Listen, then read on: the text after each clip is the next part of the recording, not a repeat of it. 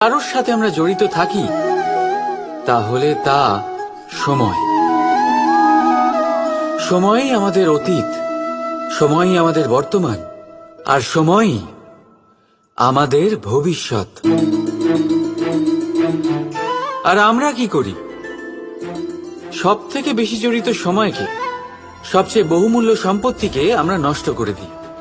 কেউ ভবিষ্যতের জন্য উজ্জ্বল স্বপ্ন বোনে, কেউ অতীতকে দোষারোপ করে। কিন্তু একটু ভেবে দেখুন, আপনার অতীতকে আপনি ভাবনা চিন্তা করে বদলে দিতে পারবেন না।